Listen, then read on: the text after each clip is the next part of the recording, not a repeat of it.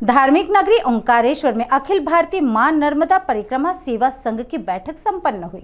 नर्मदा नदी को प्रदूषण मुक्त करना है तो फिटकरी और काला नमक जरूर नर्मदा में छोड़े।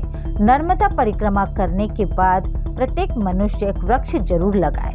यह बात मंगलदास त्यागी ने अखिल भारतीय मां नर्मदा परिक्रमा सेवा नाभि जोन की बैठक में ओंकारेश्वर में कही। संघ के प्रमुख सतीश जी चौबे के निर्देशन में ओंकारेश्वर के राजपूत समाज धर्मशाला में बैठक संपन्न हुई, जिसमें नर्मदा परिक्रमा क्षेत्र के बड़वानी, खरगोन, धार, खंडवा, हरदा, नर्मदापुरम, देवास, सीहोर, रायसेन आदि 9 जिलों के पदाधिकारी इस बैठक में शामिल हुए। सर्वप्रथम मां नर्मदा जी के चित्र पर दीप प्रज्वलित कर नर्मदा जी की स्तुति के साथ कार्यक्रम का शुभारंभ किया गया।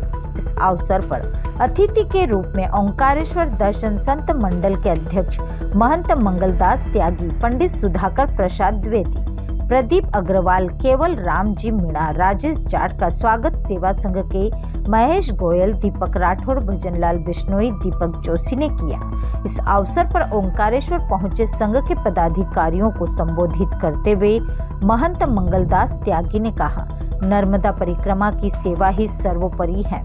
सेवा कार्य सेवा भाव से किया जाना चाहिए। इस अवसर पर नर्मदा को शुद्धिकरण करने के लिए 2 अचूक उपाय बताए। प्रत्येक नर्मदा परिक्रमा वासियों और नर्मदा भक्तों ने 250 ग्राम फिटकरी और 50 ग्राम काला नमक अगर नर्मदा जी में छोड़ते हैं तो नर्मदा प्रदूषण मुक्त होगी। भले ही नर्मदा जी में फूल, नारियल, अन्य पूजन सामग्री नहीं छोड़े, नर्मदा प्रदूषण मुक्त होगी। सभी आज यह संकल्प लेकर जाएं। सेवा संघ के अन्य पदाधिकारियों ने भी संघ की गतिविधियों को लेकर उपस्थित सभी जिलों के पदाधिकारियों को सेवा भाव से कार्य करने के साथ नर्मदा परिक्रमा स्थलों को दुरुस्त करते हुए सांकेतिक बोर्ड संघ द्वारा लगाए जाए और अन्य महत्वपूर्ण निर्णय दिए गए। कार्यक्रम का संचालन ममता दुबे ने किया और कविता जोशी ने आभार व्यक्त किया। परिक्रमा नहीं होती, मां नर्मदा ही एक ऐसी है जिनकी परिक्रमा होती है। लेकिन आज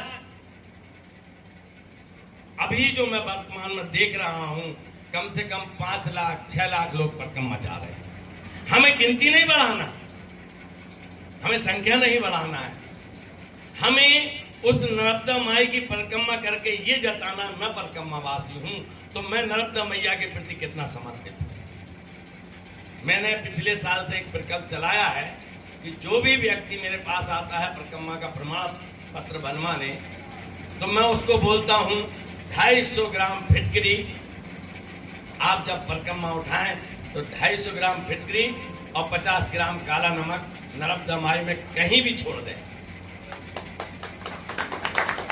250 ग्राम फिटकरी और 50 ग्राम काला नमक यदि दोनों को मिला के साथ में नर्मदा माई में कहीं भी छोड़ते हैं तो फिटकरी और काला नमक मिलके जल्दी गतिशील होता है और जल शुद्ध होगा।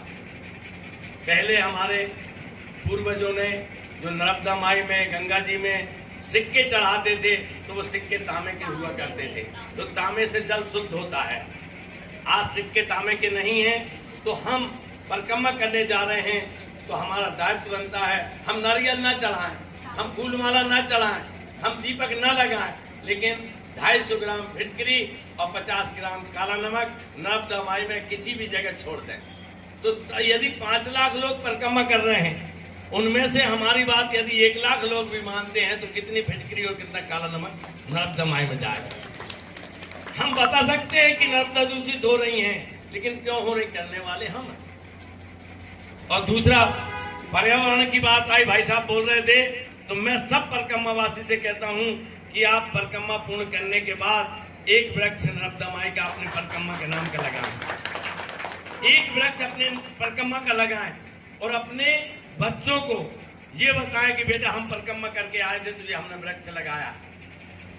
आप अपने नाम से लगाइए, लोगों को अपना नाम ज्यादा पसंद आता है। हमारे पूर्व मुख्यमंत्री शिवराज सिंह जी ने 6 करोड़ वृक्ष लगाए थे। कहां है 6 करोड़ वृक्ष?